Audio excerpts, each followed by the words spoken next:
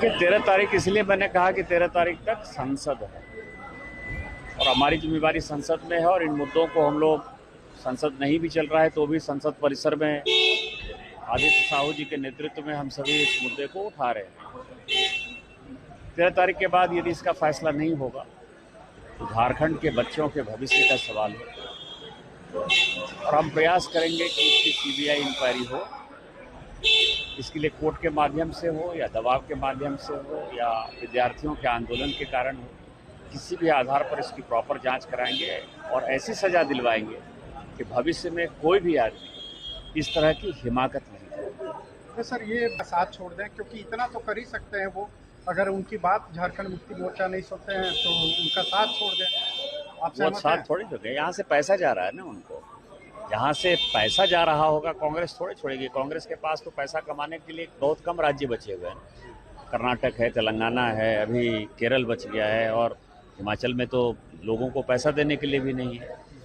तो ये झारखंड लूट का एक बड़ा साधन है। आपको पता है कांग्रेस ने झारखंड में क्या किया, किस तरह से सरकार बनाई, किस तरह से लूट हुआ, मैं उस तथ्यों पर नहीं जाना चाहता। लेकिन जब 2004 से उनकी सरकार चली तो उन्होंने लगातार केवल लूट खसोट ही तो किया ना। झारखंड तो उनके लिए कमाई का एक बड़ा साधन है, इसलिए वो कोई इस्तीफा नहीं देंगे। FCRA को लेकर क्या कुछ? FCRA बिल पेश है।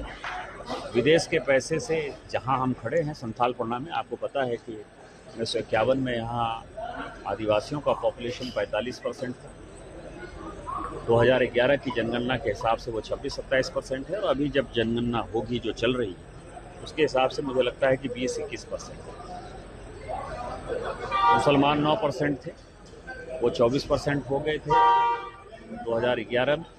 आज मुझे लगता है लगभग 30% के आसपास हो गया। जो इलाका विस्थापन का शिकार है, पलायन का शिकार है, रोजगार का कोई साधन नहीं है, पीने का कोई बढ़िया पानी का व्यवस्था नहीं है, रोड बहुत बढ़िया नहीं है, उस इलाके में मुसलमान कहाँ से आए?